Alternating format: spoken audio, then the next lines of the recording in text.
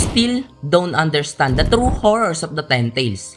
Yan nga ang mga salitang binitawan dito ni Boruto para dito kay Code na sa ngayon nga ay kasalukuyang naglalapag ng mga humanoid Ten Tails army dito sa Konoha. At sa mga wika ngang ito ni Boruto, sa panel na ito in chapter 2, ay marami ngang naglabasan na espekulasyon na mukhang maraming araw alam itong si Boruto about nga dito sa Ten Tails kung susuriin at masiintindihin natin yung mga sinabi niya dito. Which is it makes sense naman kasi bago mo nga masabi ang isang bagay patungkol sa nakakatakot na impact nito ay dapat nasaksihan mo nga mismo iyon. Yo, what is up mga lods? Pag-usapan nga natin ang topic na ito kasi talagang mainit nga ito sa ngayon.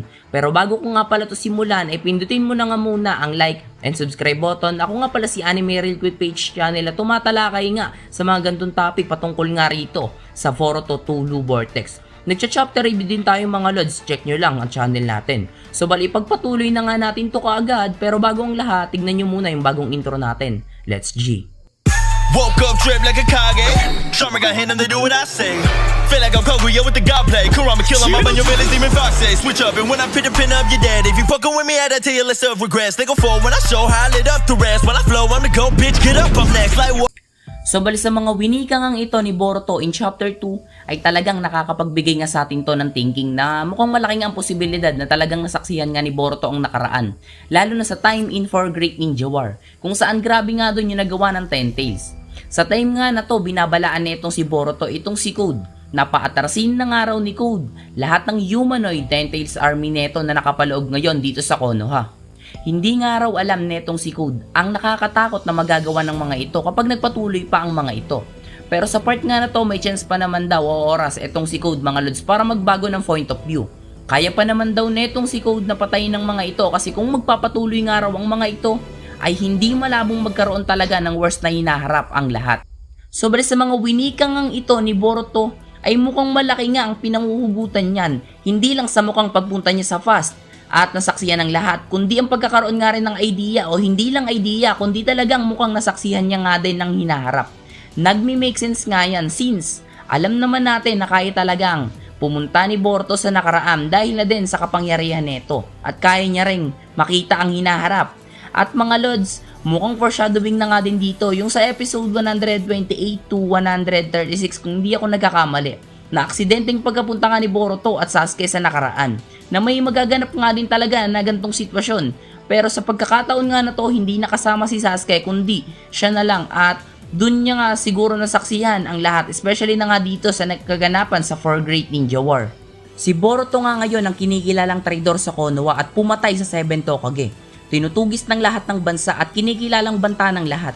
Hindi nga magiging ganun kadali ang buhay ni Boruto sa lahat ng dako. Kaya possible talagang kinailangan pa nito pumunta ng ibang lugar na hindi siya mahahanap, like other dimension. At andyan na nga din yung posibilidad na pumunta talaga siya sa nakaraan for some reason.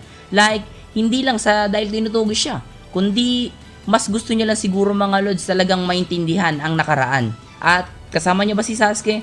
Ay bagaman nga alam natin na si Sasuke mga lods kasama niya para magpalakas ay marahil ando na din kasi mga lods yung banta na kapag nadrain nga itong si Boruto ay maaaring kontrolin itong mga lods ni Momoshiki at magdelikado pa ang buhay nitong si Sasuke. Kaya mukhang dumating nga din dito mga lods yung time dito kay Boruto na wala na si Sasuke sa gilid niya at nagpalakas ito mag-isa. Pero para astig at walang basag at di lalay sa sitwasyon mga lods, di kaya alam ni Boruto ang about sa Ten Tails kasi kinento sa kanya ni Sasuke ang lahat-lahat.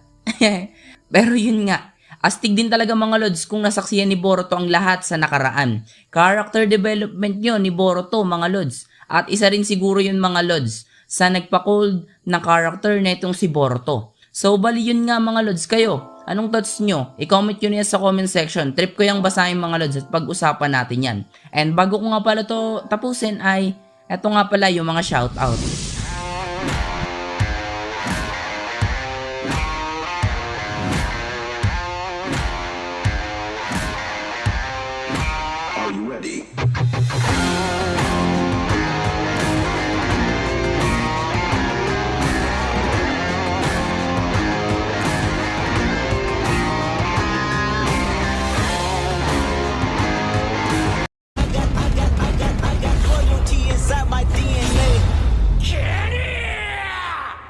I got loyalty inside my DNA. I got killer beats, got war and peace inside my DNA. I got poison